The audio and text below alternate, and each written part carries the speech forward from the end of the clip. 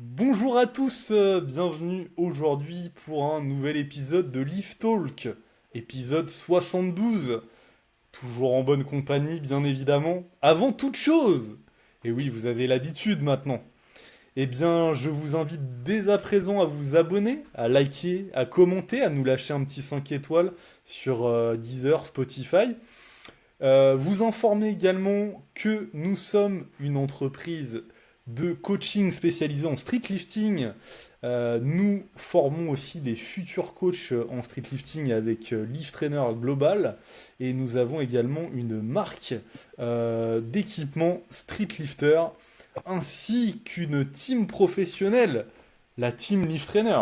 Vous avez bien évidemment, et vous êtes dessus, le podcast Lift Talk co-animé avec Victor Scarlatti et moi-même, et bien évidemment la chaîne YouTube et le Instagram Lift Trainer.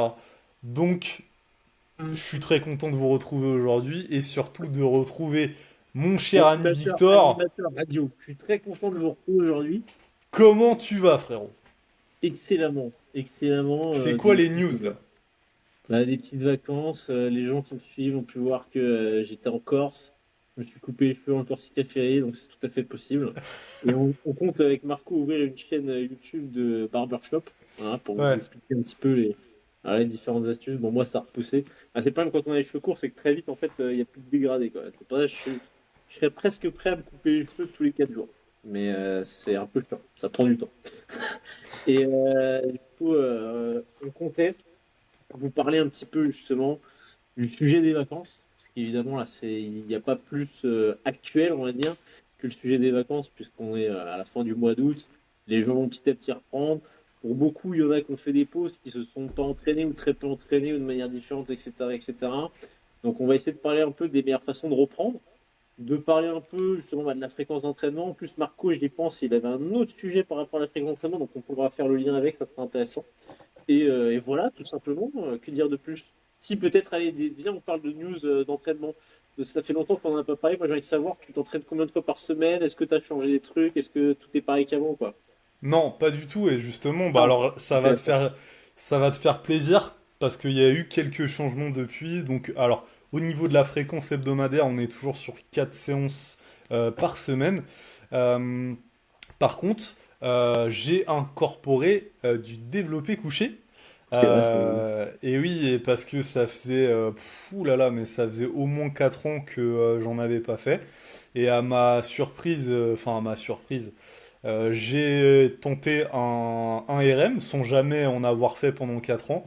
Et j'ai réussi à sortir 140 avec une technique qui était vraiment pas dégueulasse. Donc comme Après, quoi, elle était pas filmée. Donc, est-ce qu'on peut dire que ça s'est vraiment produit? Je ne pense pas. quel enfoiré ce mec.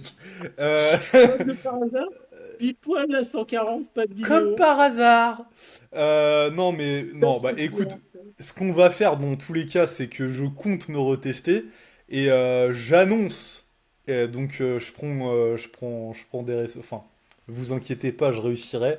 C'est que je vais faire un max à au moins 145. Voire 150 et je filmerai, j'appuierai bien sur Rec pour avoir la preuve de cette performance. Donc j'étais très content d'avoir fait 140 alors que je n'avais jamais fait ça. Je crois que la dernière fois que j'en avais fait, enfin en tout cas une tentative dans les REM, ça devait être en 2019 et j'avais sorti 135 avec en plus de et à 135 RPE 12 avec le cul qui se lève, enfin vous Ah connaissez oui. quoi. Et là, j'avais même pas levé le cul et tout, la technique était bonne, donc vraiment content. Comme quoi, bah, la technique, forcément, elle est plus efficiente quand on répète souvent, on augmente la fréquence, mais il y a quand même des trucs qui ne se perdent pas. Donc ça, j'étais content. Donc ça, voilà, grosse nouvelle au niveau de l'entraînement. Forcément, j'ai mis un petit peu en arrière-plan les dips, notamment sur l'une des deux séances, pour un petit peu exploiter correctement le bench. Et puis après, j'ai aussi modifié un petit peu l'ordre de mes séances, parce que là, j'ai fait un échec cuisant cet été. Je crois que j'étais très très bien parti sur le squat. Et voilà, j'ai fait un PR en un bloc. J'ai fait un PR plus 10 en 4x5 sur le même format. Je trouve ça vraiment pas mal pour mes années de pratique, pour mon âge aussi. Enfin, je connais pas beaucoup de gens qui réussissent à faire ça. Oui, je me lance des fleurs. Et parce que je suis passé de 4x5 à 190. Et 4 semaines plus tard, j'ai réussi à sortir 4x5 à 200. Donc, je trouve ça vraiment bien. Euh, donc, par contre, en fait, le 4x5 à 200 m'a littéralement détruit. Mais vraiment, pour vous dire, je me disais tout le temps, putain, j'ai pas eu des courbatures comme ça depuis des années. Pour vous dire à quel point ça m'a fumé la gueule. Et en fait, ce qui s'est passé, c'est que la séance entre guillemets volume, donc le 4x5 était en début de semaine et ma séance lourde était en fin de semaine. Et ce que j'ai fait, en fait, je me suis dit, bon, ça va le faire si je garde cet ordre-là. De toute façon, je vais pas désorganiser les trucs maintenant, arriver à la fin de bloc. Et par contre, je vais me prendre plus de jours de repos. Sauf que ça, c'est un petit peu à double tranchant d'ailleurs, ce truc-là. Parce que, en fait, d'une part, ok, d'accord, vous récupérez, mais d'autre part, vous déshabituez, en fait, nerveusement et au niveau du schéma moteur. Et en fait, c'est là, des fois, c'est compliqué d'avoir la bonne proportion. Parce que, imaginez-vous d'attendre d'avoir récupéré à 100% à chaque fois. On se prendrait une semaine, des fois, entre chaque séance squat, par exemple. Sauf qu'on pourrait plus avoir la même fréquence. Et donc, c'est là un petit peu où s'est posé le problème. Et je pense que je m'étais désentraîné, en fait. J'avais pris trop de repos parce que j'avais pris 2 jours supplémentaires sur le jour initial où je devais faire mon squat. Et déjà, j'ai bugué parce que sur la montée de gamme, je crois que mon last warm-up, c'était 215. Et bon, j'ai fait une petite erreur technique, mais ça me paraissait terriblement dur. Et je me suis dit, oula, c'est pas normal, mais vas-y, remobilise-toi, refocus et repars. Et ça ne l'a pas fait du tout parce que, en plus de ça, je devais faire 231 pour fumer Enzo. Et en fait, je me suis dit, bon, c'est un petit peu trop optimiste, je vais faire 225.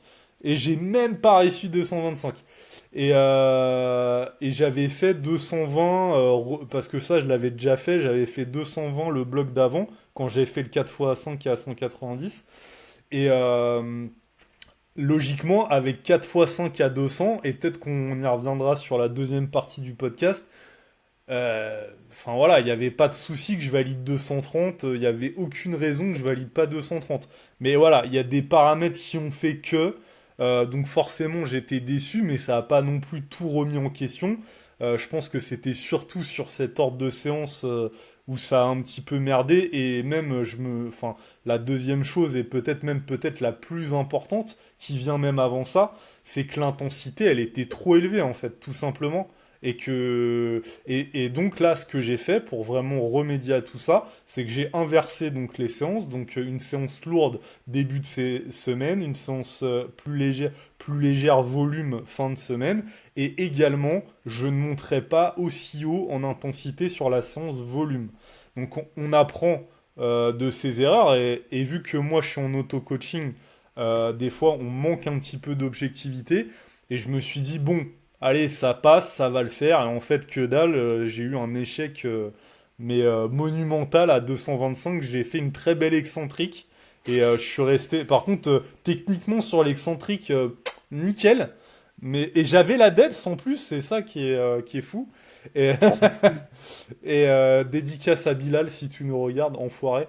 Et, ouais, donc voilà pour ça. Ça, c'est les changements majeurs au niveau de l'entraînement. Et par contre, oui, alors, grosse nouvelle, je me suis inscrit pour le marathon de Paris 2025. Je Ah, déconne, je déconne. ah bon, ah C'est, bon. c'est une blague, c'est une blague. Ah, moi, j'y ai cru de ouf. J'y ai cru de ouf. Ah, la folie, putain. Ah, je suis dégoûté parce que j'ai. T'imagines le mec? Spontanément, non, mais j'ai pensé à Noah qui progresse en squat alors qu'il a fait un marathon il y a pas longtemps, tu vois. Je me dis, ça c'est ouf, ça, en vrai. Ça, Ça, c'est ouf. c'est les newbie gains, comme dit Ariles. Ouais, mais après, ça fait un peu de temps qu'il s'entraîne, tu vois, déjà. Donc, bon, après, il a trouvé, en fait, il a exploité ta technique pour progresser au squat. C'est de plus être depth, en fait. Quel enfoiré, ce mec. Ah putain, T'en es où au squat d'ailleurs, toi? T'en es où, toi? faudra lui envoyer cet extrait. Non, mais alors, bah, si tu veux, je te parle spécifiquement du squat, c'est pas le plus glorieux. C'est dommage, sur les trois autres mouvements, c'est pas mal. Sur le squat, en gros, ce qui s'est passé, si je retrace un petit peu l'historique, je j'ai plus en tête les échelles de temps. Si j'ai à peu près en tête, ça me revient. Bon, en gros, j'avais fait 4 à 2,25. Donc, en gros, j'ai fait x4 ce qu'il a raté. Et j'étais RPE 8 max, quoi. Ah putain, ça me fait trop rire. Et la technique, pareil, franchement, c'était un bijou. Donc, bref, j'étais sur une lancée de fou, sachant que, en gros, bon là je retrace, parce qu'en fait ça fait longtemps que j'ai pas fait de podcast, donc je retrace un peu, je sais plus ce que j'ai dit la dernière fois, mais si je me rappelle que donc, pendant longtemps j'ai pesé 83-84 kilos, donc j'étais un peu un gros lard, et j'étais évidemment donc au-dessus de la KT. J'avais fait les championnats de France en décembre dernier, donc ceux de 2023, et j'avais dû faire des saunas et tout, ça m'avait traumatisé, ça a été très très dur. Bref, j'avais décidé de gérer autrement l'alimentation pour être tout le temps au poids. Il s'est passé ce que je savais qu'il se passerait, mais qui ne m'a pas inquiété sur le moment. C'est-à-dire qu'au moment où j'ai donc entamé un déficit pour perdre du poids, et ben mon squat évidemment a pris une sacrée claque dans la gueule, mais je l'avais complètement, euh, comment dire, je savais que ça allait se produire Anticipé, et ouais. anticipé, merci. Et ça ne m'a pas choqué, ça ne m'a pas surpris dans l'ampleur dans laquelle c'est le cas. C'est vrai que c'était assez violent, mais disons, voilà, je savais que ça se produirait comme ça. Et je m'étais fait la promesse, entre guillemets, quand même, de me dire, OK, parce que j'avais déjà fait l'erreur avant, OK, je vais perdre du poids, mon squat va chuter, c'est pas grave, je reste dans la direction, je continue et on n'en prend pas compte, entre guillemets. Et on fait les adaptations qu'il faut sur le squat, etc. Parce que j'avais fait une perte de poids l'année d'avant et j'ai vu que mon squat avait morflé, j'ai arrêté direct, j'ai repris du poids. Donc, erreur, et qui m'a amené à revoir les problématiques, bref. Donc là, le squat prend un coup, et puis je me stabilise à mon poids. Une fois que j'arrive à 80, qui était l'objectif, et ben tac, je reviens en maintenance, donc je suis plus en déficit. Et c'est là qu'on voit la différence entre l'énergie que tu apportes, donc le fait d'être en déficit, en surplus, en maintenance, et ton poids. Tu peux être à un poids, tu vois, par exemple, j'étais à 82, donc j'avais perdu 2 kilos, et ben j'étais moins en forme que quand j'étais à 80, mais en maintenance. Parce qu'il y a vraiment cette logique de, ok, il y a ton poids, mais il y a aussi l'énergie, l'équilibre énergétique. Et quand tu es à maintenance, et ben en fait, tu es vraiment beaucoup plus en forme. C'est pour ça que je fais souvent un petit peu ce disclaimer. Les gens, en fait, ils veulent souvent perdre du poids assez lentement en se disant, ok, je vais perdre du poids assez longtemps, donc je vais rester en déficit plus longtemps, mais forcément un déficit plus petit, pour limiter la perte de muscle, la perte de force, etc. Sauf qu'en réalité, ce qui se passe, c'est que tu vas perdre du muscle, enfin du muscle, pas forcément en tout cas, mais tu vas perdre de la force euh, de manière assez durable, pendant une période de temps assez longue, toute la période de ton déficit, et, euh, et après seulement, tu vas revenir à maintenance, tu vas pouvoir te rentraîner bien, etc. Que si tu te mets entre guillemets une balle, toute proportion gardée, tu perds le poids assez rapidement. Bon, bah forcément, sur le moment, le squat et les mouvements qui sont impactés par le poids de corps, ils vont morfler. Mais ensuite, tu peux plus vite revenir à maintenance. Et finalement, même si tu perds un peu vite en termes de charge, donc c'est vrai qu'à l'ego et tout ça fait mal, bah plus rapidement, tu peux te réentraîner bien à la baseline et réussir à remonter en charge finalement assez bien, tu vois. Et du coup, moi, c'est ce qui m'est arrivé. Donc, grosse balle, tac, j'ai pris le tarif. Et après, j'ai super bien géré la reprise. En gros, pour faire simple, j'ai fait 5 fois 4 à 2,10 quand j'étais à 84 de poids de corps, RPE 8. Ensuite, j'avais perdu du poids et là, ça m'avait bien flingué. Et j'étais remonté petit à petit, mais du coup, en beaucoup de semaines, hein, j'avais fait des incréments beaucoup plus petits et j'étais reparti de pas mal plus bas. Et j'étais remonté, finalement, au bout de peut-être franchement 8 ou 9 semaines, je crois, à donc 4 à 2,25. Donc j'avais fait plus 4, mais sur un top 7, j'avais fait 4 à 2,25 et 3 fois 4 à 200, je crois. Et Et c'était qui un me donne PR, ça? 4 à à 2,25? 2,25, ouais. Ok. J'avais déjà fait 5 à 2,20, mais beaucoup moins propre et RPE 10 extrêmement dur, extrêmement dur. Bah, RPE 10, quoi, tout simplement, tu voyais la quatrième, tu te dis putain, comment il va y en avoir une cinquième, et j'avais fait une cinquième, et elle m'avait terrassé. Je me rappelle, je devais faire du terre après, c'était en août de l'année dernière, donc il y a un an pile quasiment, c'était quand je préparais Final Rep, je devais faire du terre après, je commence à m'échauffer, je me dis vas-y, je vais le faire et tout, tu vois, je monte jusqu'à 200, Et je devais faire un gros top 7 aussi au soulevé de terre. Et au fait, à 200, je me suis dit, bon, vas-y, il faut que je sois un peu honnête avec moi-même. Là, je suis incapable de faire ce que j'ai prévu de base parce que j'avais le dos, mais qui était atomisé. J'ai jamais vécu ça de ma vie. Musculairement, je parle en termes de fatigue. Donc, bref. Et donc là, 4 à 2,25, de la marge, RPE 8, super propre, ça bouge vite. Même visuellement, enfin, ça paraît même moins que ça, quoi. Quand je regarde la vidéo, je me dis, putain, on dirait que c'est RPE 6,5, 7, quoi. Bref. Mais bon, je me rappelle qu'au ressenti, c'était plus 8, bref. Et tac, bonne inertie qui se crée, je suis bien. Je repars sur un autre bloc au squat où là, je voulais passer en x2 et je voulais faire au moins 2 à 2,35, mais pareil avec de la marge, etc. De 35, de 37. Et ce qui s'est passé, c'est qu'au cours du bloc, j'ai commencé à avoir assez mal au genou gauche. Et enfin, j'avais déjà un petit peu mal au bloc précédent où j'avais fait 4 à 2,25 au genou gauche. Mais je m'écoutais pas trop. Donc, c'est une erreur que j'ai fait un peu trop souvent. Et je me suis dit, bon, c'est léger, voilà, ça me gêne pas plus que ça. Et finalement, bah, en fait, j'ai forcé dessus jusqu'à ce que ça devienne vraiment impactant, que j'ai mal même dans la vie de tous les jours, en marchant, en montant une marche, etc. Et parce qu'une fois que j'étais chaud, ça passait, donc ça impactait pas mon squat pendant un moment, et au bout d'un moment, bah, ça finit par impacter mon squat. Donc là, j'ai commencé à essayer de changer la position de mes pieds pour trouver une position qui était moins douloureuse. En fait, j'avais complètement modifié, j'avais les pieds beaucoup plus resserrés et beaucoup plus parallèles, ce qui, de manière contre-intuitive, pourrait faire se dire, bon, bah, ça va mettre plus de stress sur le genou. Bah, moi, c'était pas le cas, ça me faisait beaucoup moins mal au genou. Mais du coup, ça faisait que j'avais un squat où je me penchais énormément, parce que j'avais les pieds assez parallèles. Donc, je pouvais pas trop envoyer les genoux sur les côtés et amener le bassin entre les pieds. Et du coup, je me penchais beaucoup. Ça faisait un squat pas très, très esthétique et puis surtout qui me convenait pas. Et j'ai forcé la progression comme ça, en me disant, vas-y, non, je veux pas de l'autre, je veux pas changer de truc, je veux forcer machin. Et du coup, je sais plus ce que j'ai fait comme dernier format. Je sais que j'avais fait genre 4x3 à 2,17 et demi avec cette technique-là. En sachant qu'en straight set, j'avais fait 4x4 à 2,10 quand j'étais à 84 de poids de corps. Et on remonte, voilà. Donc là, j'avais rendu une rep, j'avais rajouté plus 7,5, sachant que j'avais perdu 4 kilos de poids de corps. Donc c'était pas dégueu. Et après, j'étais reparti sur un nouveau bloc où je voulais réaugmenter. Et là, par contre, dès le début, même après le de l'autre, paf, j'étais mort. Donc bref, pour dire que le squat, c'était pas ouf. Et que là, maintenant, dernièrement, ce que j'ai fait, c'est que bah, j'ai travaillé sur le genou, déjà, évidemment. J'ai diminué la fréquence et l'intensité au squat. J'étais passé à un seul squat par semaine. Et parfois, j'ai laissé un peu de laps de temps. J'en faisais une fois par semaine. Mais par exemple, parfois, je faisais le squat, je dis connerie, mais le mardi. Et la semaine d'après, je le faisais par exemple le mercredi ou le jeudi. Donc parfois, je laissais un peu plus de temps sur le roulement pour vraiment laisser le genou récupérer. Et pas mal de trucs spécifiques pour le genou, etc. Et en fait, avec la gestion du volume plus ça, bah, j'ai réussi à avoir un squat qui me convenait avec la mécanique que j'avais de base. J'ai fait pas mal de high bar pour justement avoir une bonne mécanique en genou. Parce que du coup, j'étais passé sur une mécanique très en hanche, avec la technique, avec les pieds très resserrés, etc. Et du coup, ça fait que là, bah, en fait, je suis sur un cycle où je priorise à fond le high bar et je fais pas mal de volume. Donc là, je fais des séries entre 6 et 8 reps. Et bah, c'est super dur en fait. C'est super dur à des charges qui sont pas si élevées. Parce que c'est vrai que le combo volume plus high bar, bah, ça me fait pas mettre très lourd. Donc là, la dernière séance que j'ai faite, j'ai fait 7 reps à 175. J'ai fait 7 reps ensuite, parce que là, du coup, je fais un format dégressif. En gros, je diminue la charge à chaque série. 7 à 175, 7 à 167,5 et 7 à 160. Donc seulement 3 séries. Et en high bar, du coup. Et après, je fais une autre séance où là, je fais sans ceinture, juste avec les genouillères et en low bar, mais en tempo. Donc vraiment, le fait de faire sans ceinture, bah, ça me force à mettre pas très lourd. Donc ça me permet de pas trop charger le genou et de garder quand même un format low bar pour maintenir la technique dessus. Donc là, le but, bah, c'est vraiment de reconstruire un peu de masse musculaire sur les cuisses. Parce que du coup, bah, mine de rien, à faire un squat que en cul et que en dos, bah, j'avais perdu les quads un peu. Alors qu'avant, la force de mon squat, c'était vraiment de pousser avec les cuisses. J'étais très fort là-dessus. Donc j'essaie de regagner un peu ça, de retravailler là-dessus.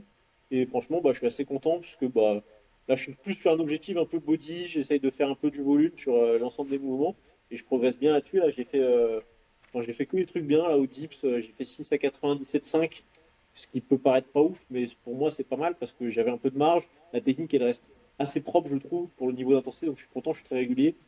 Donc je vais faire 6 à 100 là, parce que vu que j'ai eu les vacances, donc ça on va en parler après, ça va être le sujet, mais vu que j'ai eu les vacances, j'ai changé un peu mes vitesses de progression, je fais des petits incréments.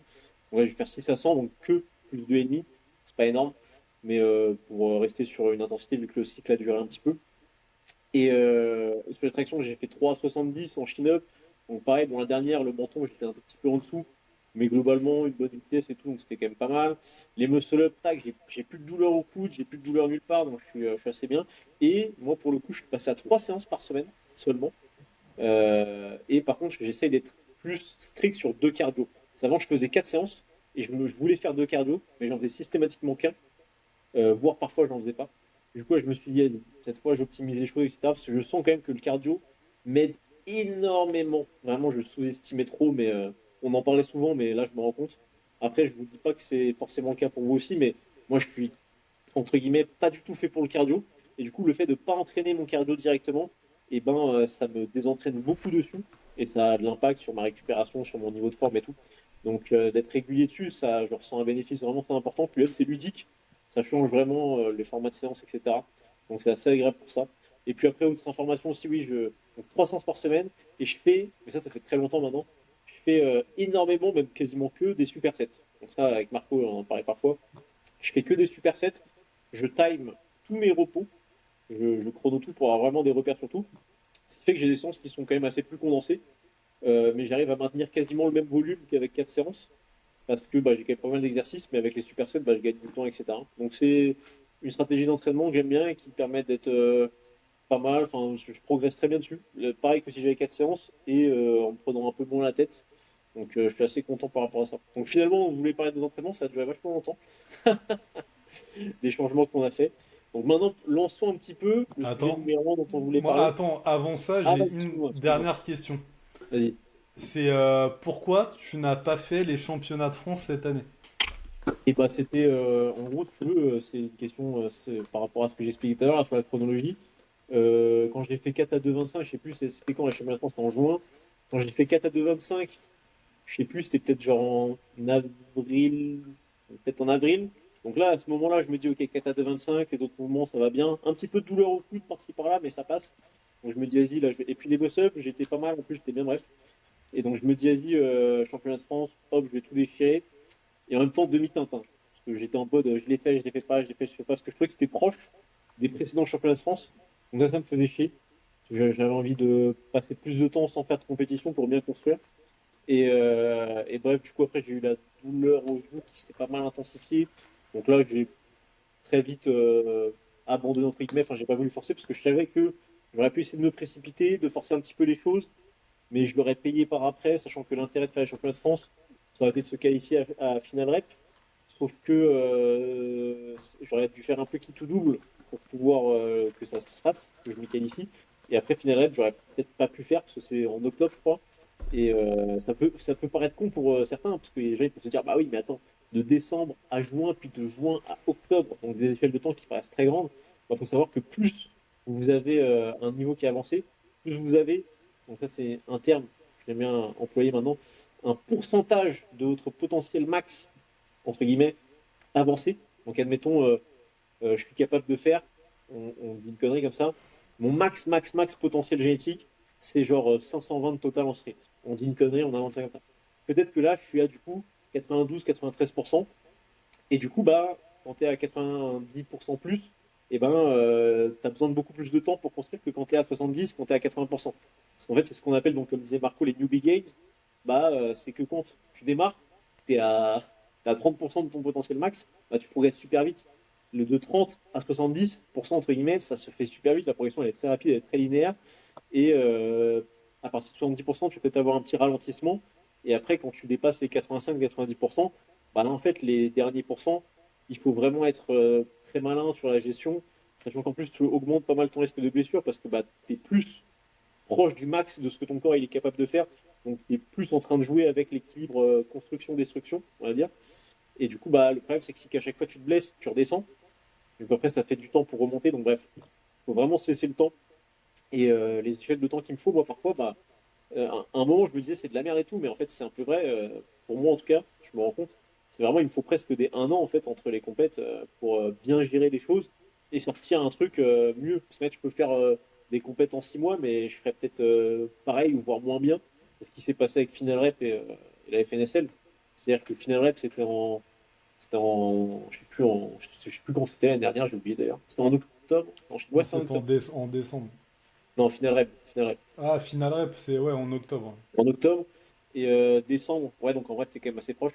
Bref, j'ai fait moins 10 kilos, je crois, à FNSL par rapport à Final Rep.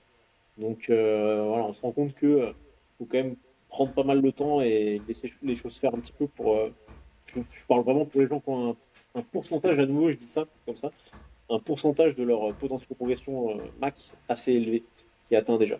Voilà, Ok, bah merci pour ces précisions là. Donc, ça me fait plaisir.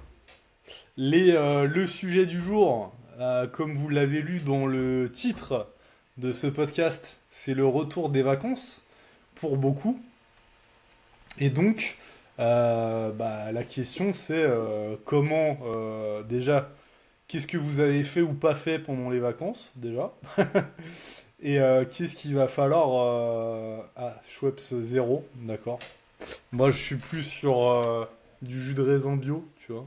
Et toi, de toute Voilà. façon, la sèche, elle arrivera jamais, en fait. Toi, tu veux Ouais. être obèse, toi. Mais arrête tes Toi, conneries. tu vis pour le surpoids, toi. Bah attends, mais attends, c'est combien ça? Mais C'est t'es un soit... fou. Mais c'est rien du tout, ça. Vas-y, dis-moi, dis-moi. Combien de cas? Soix- 66 par 100 millilitres. Et là, c'est Mais il tu y te a rends un compte? litre. Bah oui, la brique, elle fait 664. C'est énorme. Sachant que tu Mais, bois, il y a zéro côté rassasiant. mais si, il y a plein de sels minéraux, de micronutriments là-dedans. Écoutez, surtout pas. J'aimerais que Morgane Non Nutrition mais je soit là déconne, hein, parce que en pour plus débunk ce connard. c'est eux déjà, et puis c'est sûrement, enfin c'est pasteurisé, donc il n'y a plus rien en fait. Donc Victor a Donc, raison, mais je bois du l'emmerde, Club Sacrum mais je zéro. l'emmerde. Bon, ouais, l'aspartame, c'est pas beaucoup mieux, hein. Ah, si, mon pote, tu peux. Vas-y, et ça, prochain sujet avec Morgane, tu pourrais parler un petit peu de sa science, c'est quoi c'est Ouais, différent et du ouais, corentiniste. ouais, ouais, ouais, ouais, C'est très ouais. safe, très très safe. Malheureusement Donc, pour toi. Et pour ton gros donc, ventre. Après, tu remplis bien la ceinture au squat, c'est bien. ouais, ouais, j'ai un bon dressing, bien efficace. Et même tellement que j'ai un gros bide, maintenant j'arrive à rebondir sur mon ventre en bas du squat. Tel les strongman, tel les strongman. Exactement. Euh, donc ouais, retour des vacances. Euh, Ça va être un petit peu dur pour certains, un petit peu plus facile pour d'autres. Enfin justement, qu'est-ce que tu voulais aborder en premier, mon cher Victor? Bah, On s- comment gérer déjà une période de temps où tu vas pas t'entraîner, plus ou moins longue, premier point. Et deuxième point, comment gérer ensuite la reprise.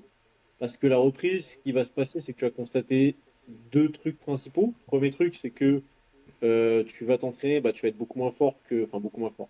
Ça dépend de la durée sans entraînement, mais tu vas être moins fort qu'avant. Donc, il va falloir adapter par rapport à ça. Et tu vas également avoir des courbatures de fils de pute. Donc, c'est deux points à prendre en compte pour la gestion de l'entraînement. Donc, globalement, je me doute qu'il y en a beaucoup qui sont partis en vacances, on était dans le mois d'août, et qui ne se sont peut-être pas du tout entraînés, j'en sais rien. C'est ça qui est assez intéressant. Ça, franchement, il faudrait faire un sondage tiens, sur Insta, ça m'intrigue de ouf. Parce que, c'est nous, on est dans notre cocon, on, on fonctionne comme ça, nous, on s'entraîne depuis très longtemps.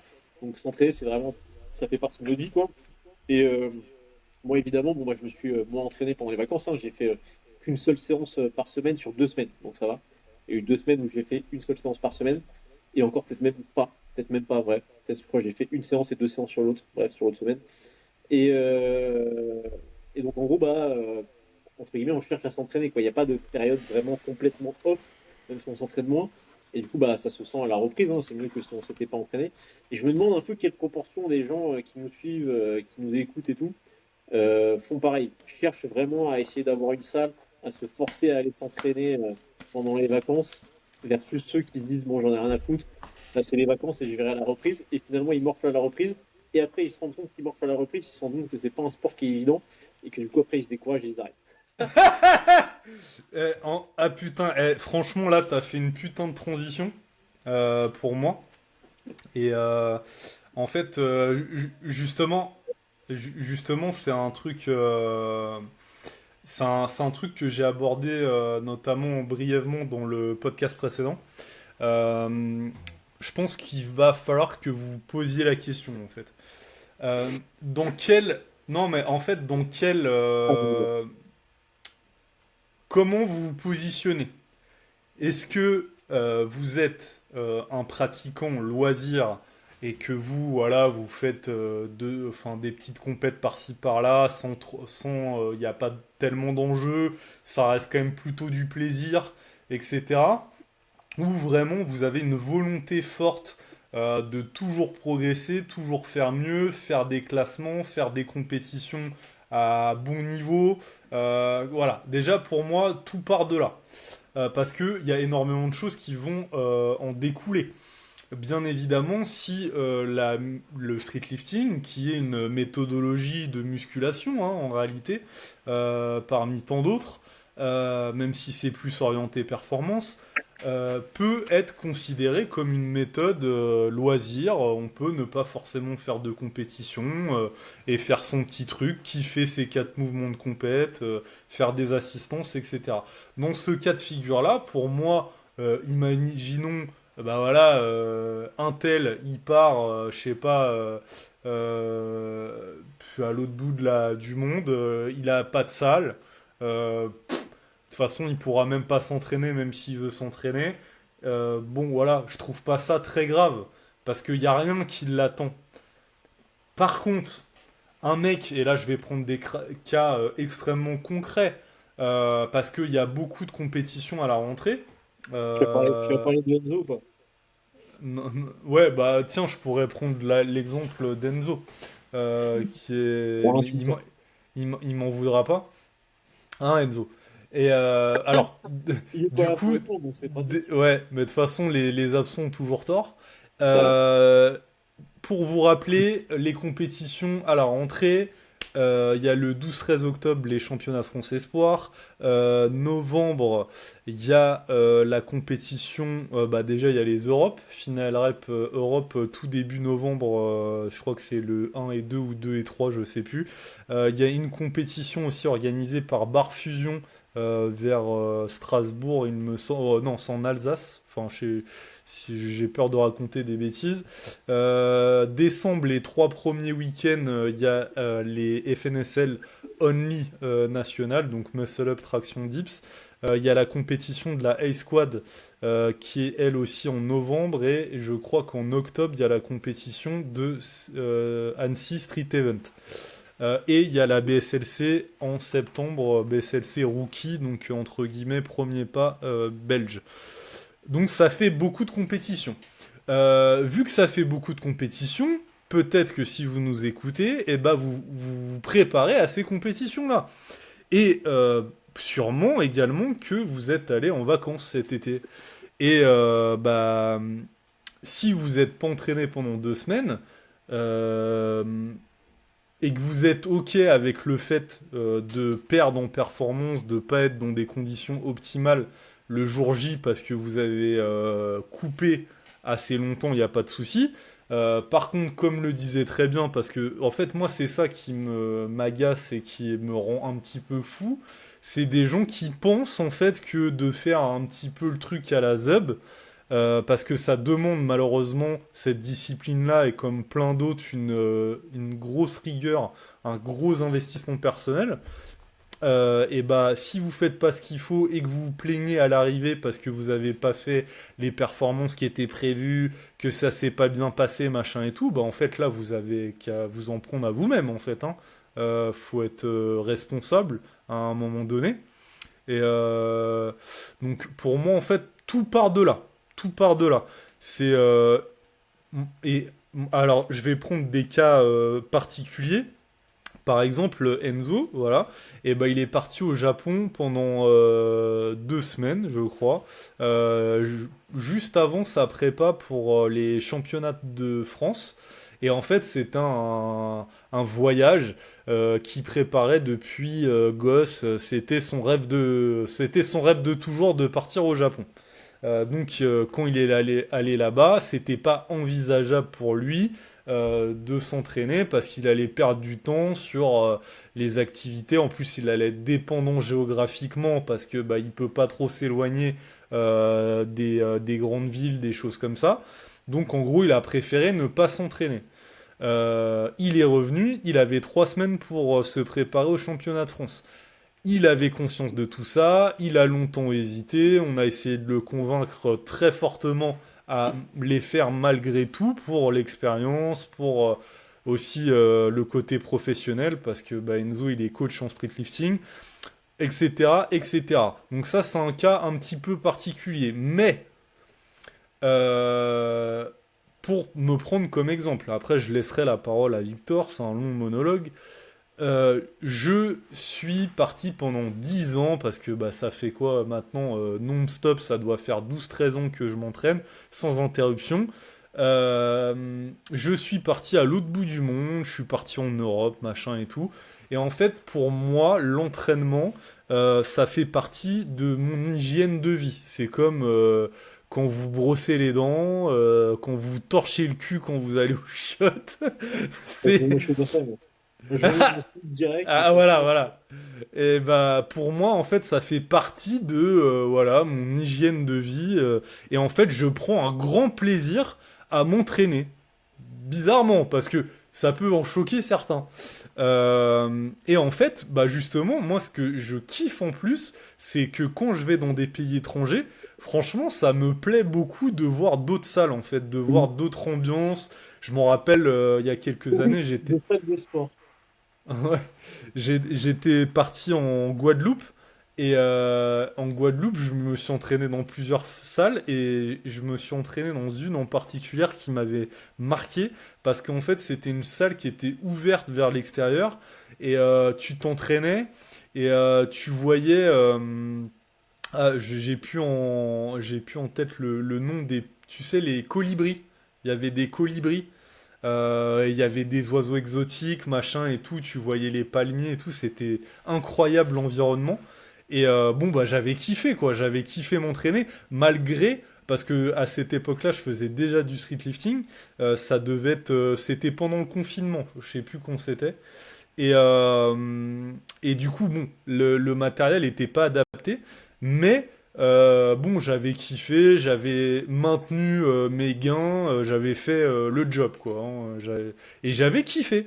Donc moi, en fait, pour moi, je pense qu'il y a un problème euh, profond quand en fait on est dans ce truc de je pars en vacances, mais moi j'ai besoin de couper, parce que ça c'est une phrase qu'on entend souvent, j'ai besoin de couper, comme s'il y avait un poids en fait énorme sur vous, et vous avez besoin de prendre une grande respiration en vacances, et voilà, parce que enfin, vous avez été traumatisé toute l'année, et là, ouais, non, là, j'ai besoin de souffler, vas-y, laisse-moi, quoi.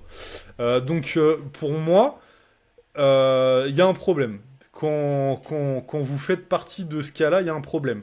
Je mettrai encore des nuances, je finirai là-dessus. C'est que, avec le recul, avec les années de pratique, je me dis aussi que des fois, couper, même pendant une semaine, 2 semaines, en réalité, c'est pas si mal que ça. Et je dirais, surtout quand on fait de la force, ça peut être bien. Ça peut être bien dans certains cas. Et si vous en ressentez vraiment le besoin. Faut pas que ça soit pris comme ça, en mode vas-y, je pète un plomb, je prends une semaine ou 2 semaines off, totalement off. Parce que bah, le risque, et là je passe la parole à Victor, le risque c'est voilà, de reprendre, de voir en fait qu'on a énormément perdu, parce que c'est vrai que malheureusement les adaptations nerveuses, on se déshabitue très vite au niveau de la force, c'est ce qu'on perd en premier. Et donc, des fois, on peut être un petit peu surpris. On se dit, oula, ah bah ouais, putain, merde, va falloir que je reconstruise tout ça et tout. Vas-y, ça me saoule. Vas-y, je préfère arrêter, je vais me mettre au CrossFit. Vas-y, je te laisse la parole, Victor. Et bah, mettez-vous au CrossFit. Bon. C'est la conclusion qui vous vient. Non, mais c'est parce qu'en gros, tu vois, c'était marrant, mais c'est nous, ça fait vraiment partie de notre identité, tu vois, l'entraînement. Nous, on est des mecs qui font du sport, on est des mecs qui font de la salle, on est des mecs balèzes, tu vois. Et mine de rien, quand ça transparaît sur ton physique, et ben ça joue aussi, parce que les gens que je visualise qui ont plus ce raisonnement-là, pas que en vrai, mais pour beaucoup quand même, c'est des gens qui vont être pas forcément très doués, qui vont pas développer beaucoup de masse musculaire, qui vont être aussi peut-être un peu plus en difficulté à vraiment s'engager sur un truc en particulier, qui vont être un peu plus volatiles, quoi, qui vont passer d'une activité à l'autre. Et c'est plus difficile du coup d'être assez maintenu dans un truc. Donc après, bon, ça peut faire bizarre, ça peut paraître comme si on disait, ouais, faut jamais faire de pause, comme si on était des giga extrémistes. Mais comme on a dit, la question, c'est pas faire ou pas faire de pause d'un point de vue stratégique en mode est-ce que c'est intéressant ou pas d'en faire ou pas en faire. Euh, donc globalement, comme Marco l'a dit, moi pour moi, c'est pas forcément intéressant d'en faire. Parfois, c'est bien évidemment de diminuer l'intensité, diminuer le volume, de s'entraîner peut-être un peu moins, mais pas de pas s'entraîner en tout cas. Et, euh, et je me suis perdu. Bah voilà, je suis perdu. Non, bah, tu allais parler, tu disais, en gros, tu reprenais un petit peu ce que j'ai dit. Et tu disais que voilà, bah ouais, globalement, en fait, il faut quand même continuer à s'entraîner et on faut se poser les bonnes questions en amont. Voilà, ah oui, voilà, c'est ça. C'est ça que j'allais dire, t'as raison. Et du coup, la question, c'est voilà, c'est ça. C'est est-ce que vous ressentez, vous avez envie de ne plus vous entraîner? Bah, c'est peut-être en effet que peut-être que vous n'aimez pas tant ce que vous faites, ou alors peut-être aussi que vous avez une façon d'aborder l'entraînement qui est trop stricte, trop stricte, à proprement parler. Et ça, on le retrouve pas mal sur les questions. Morgane, à nouveau, pourrait vous en parler.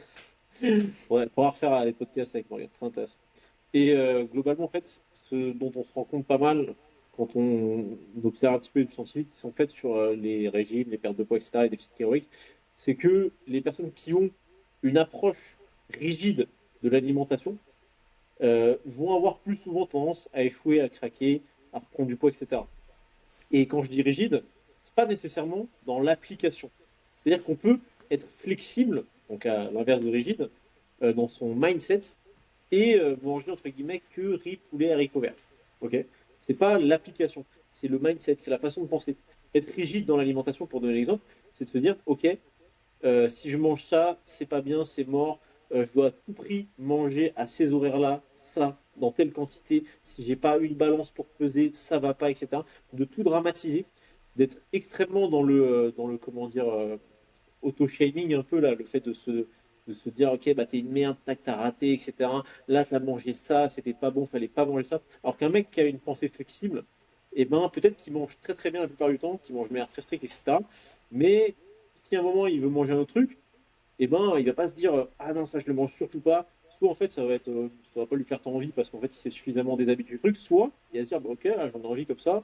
Voilà. Moi ce que je conseille aux gens pour être vraiment dans ces exemples-là, se dire, ok, là, ils ont envie de ça. Et ben, ce que tu peux faire avant, c'est que tu manges un fruit, une pomme, un truc, et tu vois si tu en as encore envie. Parce que souvent, quand tu as faim, bah, les envies, elles sont un peu exacerbées.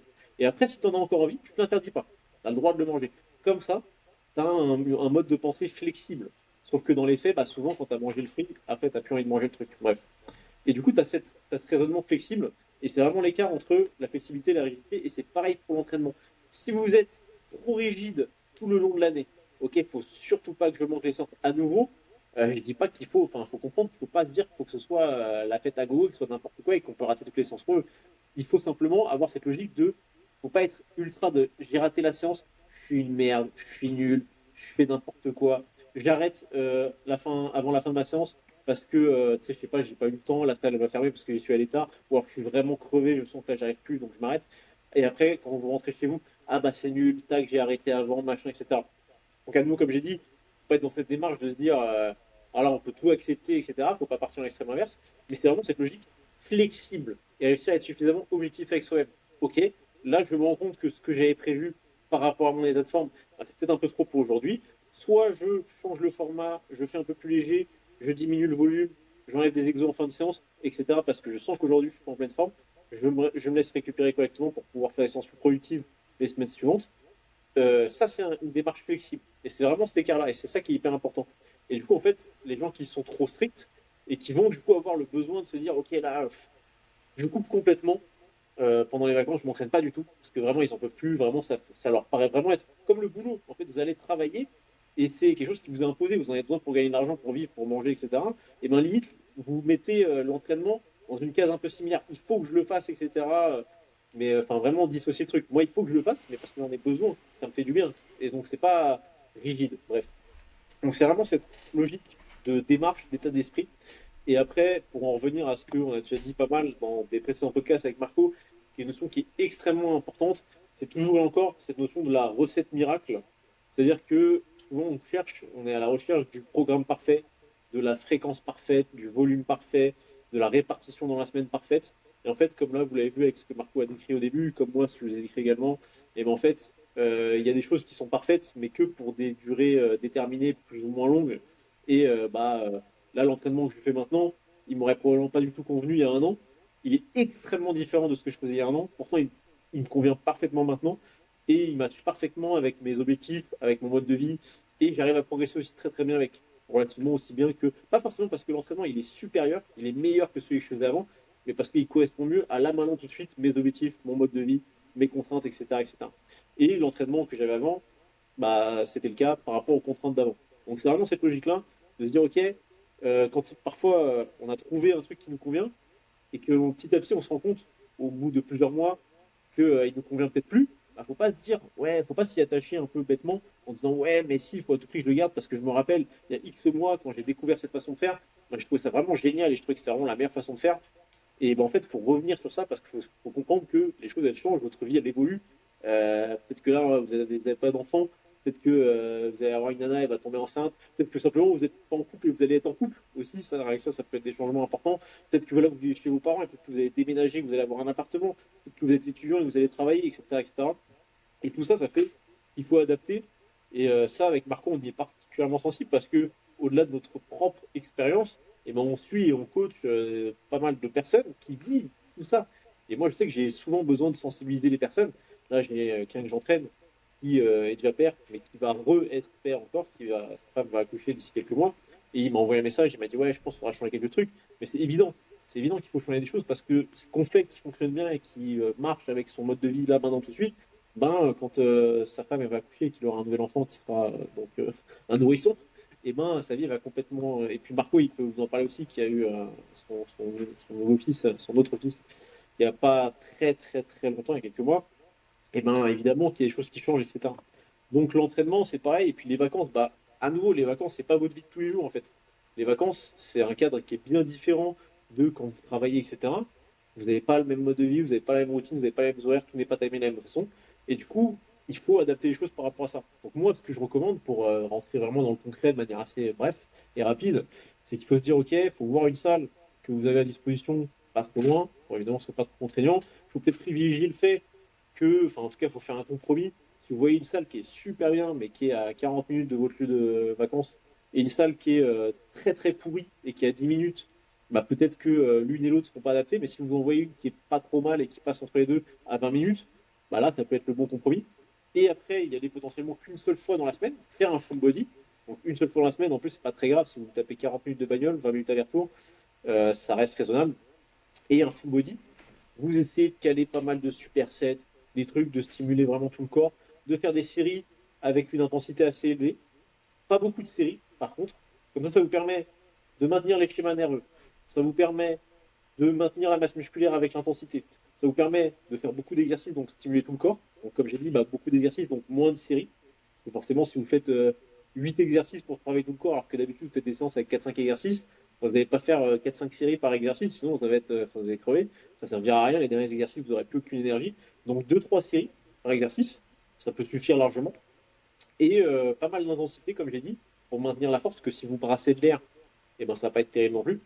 Et globalement, c'est les recommandations que j'appliquerai et c'est ce que moi-même j'ai fait pour mes vacances. Ce qui fait que là, sur mes exercices principaux, en fait, j'ai perdu zéro force. Alors que pourtant, bah, comme je l'ai dit, pendant 2-3 semaines, je me suis entraîné vraiment moins quand même, 1-2 fois max par semaine, pendant 2-3 semaines. Et techniquement, on pourrait s'attendre à ce que ma reprise elle soit très difficile. Et c'est pas du tout le cas. Zéro courbature, rien, parce que bah, en fait, j'ai maintenu les principaux exercices, etc., etc. Donc c'était globalement ce que je vous recommanderais de faire. Et je sais pas si toi, tu as des choses à ajouter par rapport à ça, Marco, ou des trucs à nuancer. Ouais, ouais, bah, plutôt pour nuancer, parce que en même temps qu'on en reparle, ça me revient là quand j'étais par exemple en Guadeloupe, parce que ça m'avait marqué. J'étais parti initialement sur un nombre de séances à assurer, Ah et oui, en fait j'en avais fait moins que prévu, parce ouais. que on a fait des activités, on a fait plus de trucs, machin et tout, je m'étais pas trop rendu compte de certaines choses, certains paramètres, et là encore une fois, vous pouvez être flexible pendant les vacances. Exactement. C'est pas en mode putain, vas-y, je pars en Corse, C'est ça. Ouais. il faut que je fasse absolument mes 4 séances, sinon frère, je vais avoir des vacances de Je merde. vais, faut que je me lève très très tôt pour y aller, et puis comme ça après j'ai la journée. hippo-pipo, tu vois. C'est pas possible. Ouais, c'est Non, mais clair. tu sais, faut être raisonnable, Ouais. quoi. Donc, Faut pas ouais, abuser. même pendant les vacances, essayez d'être flexible. Et voilà, vous êtes quand même en vacances, vous êtes là pour profiter. Faut pas que ça devienne bah, ultra contraignant, C'est ça. que ça... C'est ça. Voilà, donc... Si ça vous apparaît comme une contrainte, si vous avez la boule au ventre à l'idée d'aller vous entraîner, c'est que ça va pas du tout en fait. Parce que moi, typiquement, vu que je m'entraînais moins souvent, en fait, les moments où j'allais à la salle, j'étais refait. J'avais hâte d'y aller parce que bah forcément, c'est cool les activités qu'on fait en vacances, c'est des activités qui sont inhabituelles, des trucs qui sont chouettes, etc. En fait, c'est sympa de retrouver cette activité-là que je fais bah, toute l'année et que je n'ai pas fait pendant plus de temps que d'habitude, quoi. Normalement, j'ai une fréquence qui est plus régulière. Et du coup, de retourner à la salle, de revoir les sensations, tac, de sentir, paf, tu gonfles, tu congestionnes, tu fais l'exercice, tu pousses, tu forces, tu as l'impression que tu es dans Pumping Iron et que tu es Arnold Schwarzenegger, et bah ça c'est stylé quoi, c'est excellent. Sentir les biceps qui gonflent, c'est ouais, les sensations, les... c'est ça, c'est ça. Il ouais, faut vraiment c'est... aborder l'entraînement comme ça. Vraiment aborder Mais, l'entraînement comme ça et mais se tu dire, sais, je pense que ce truc-là, en fait, et ça on l'a peut-être déjà dit, je m'en rappelle plus, mais ça, ça rejoint une question encore plus générale que ça. C'est que on est dans une époque où la musculation c'est devenu mainstream. Enfin, ouais, ouais, c'est vrai. tout le monde veut faire ça. Et en gros, c'est presque une obligation. Si tu passes pas par là, c'est pas ouf, tu vois.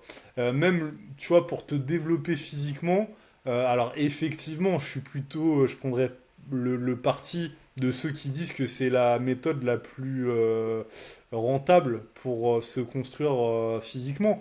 Mais il y a aussi d'autres activités. Et si justement vous êtes dans ce mindset en mode c'est une contrainte, c'est dur, je m'impose, j'ai une trop grosse pression au quotidien par rapport à ma pratique et tout, bah en fait tout simplement, c'est peut-être que vous ne faites pas quelque chose qui vous convient.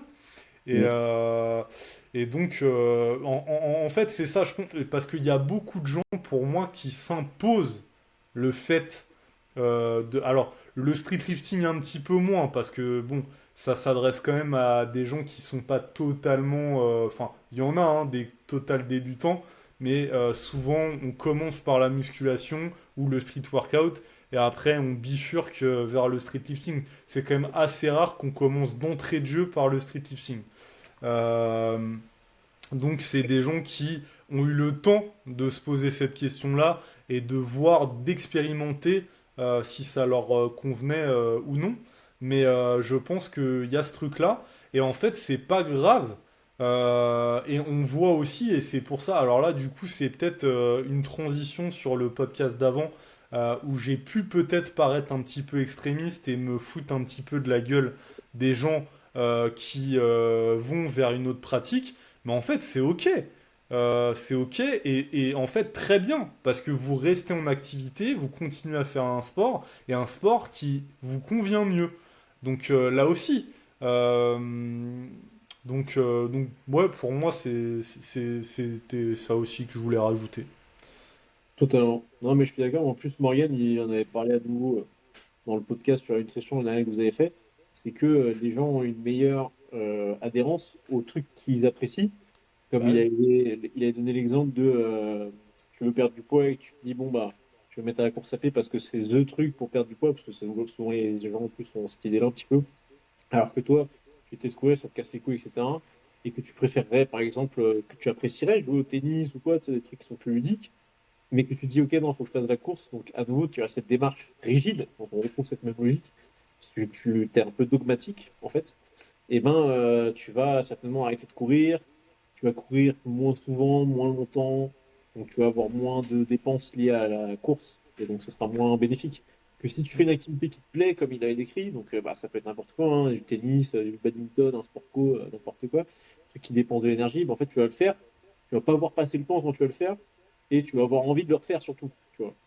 Donc c'est vraiment beaucoup plus intéressant comme ça, et ça vous permet de maintenir une activité dans le temps qui soit favorable. C'est pour ça que je pense que ça, pareil, on en avait pas mal parlé, mais de se trouver, de se dégoter des gym bros, c'est hyper important. Moi, dans ma vie, j'ai toujours eu une alternance un peu entre entraînement chez moi en home gym, soit seul, soit avec des gens, soit en salle de sport. Donc pareil, en salle de sport, donc avec des gens.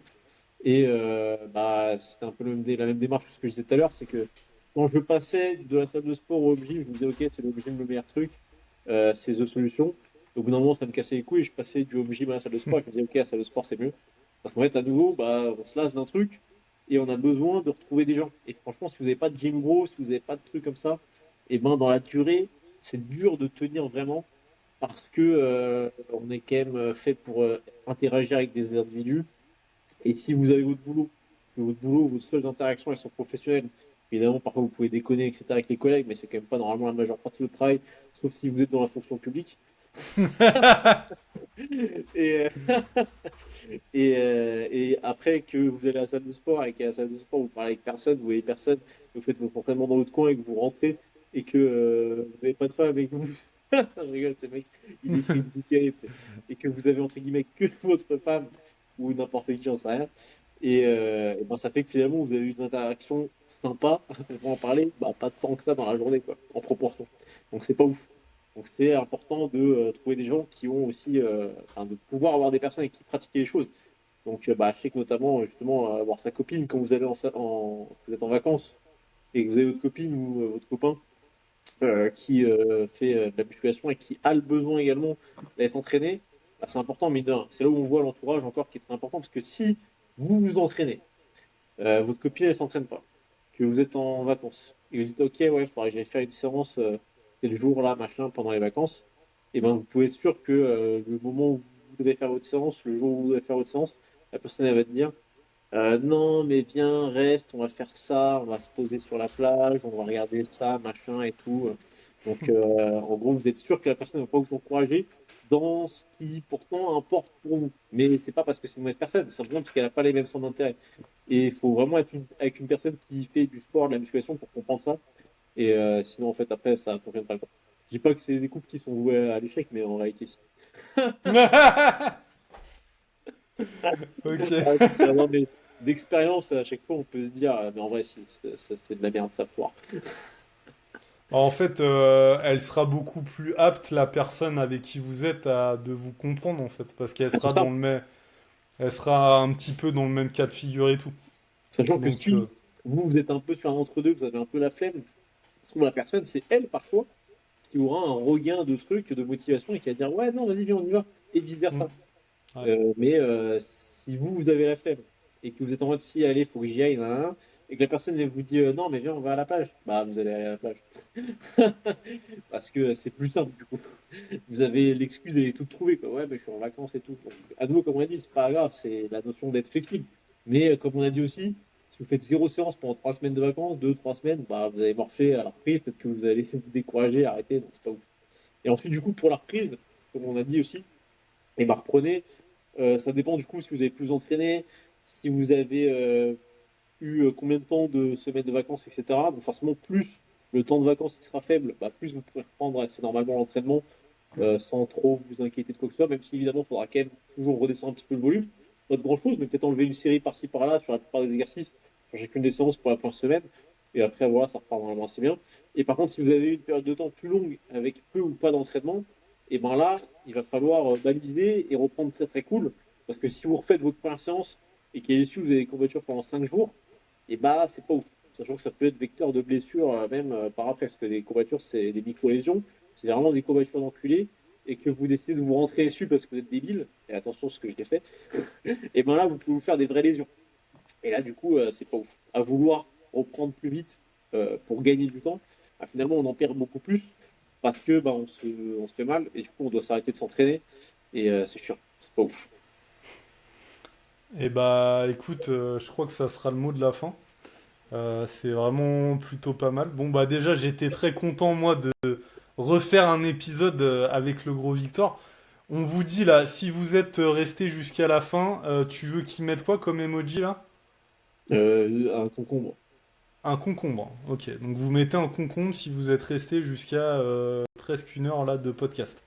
On peut toujours retrouver Victor sur le Instagram Victor Scarlatti et sur le compte mime.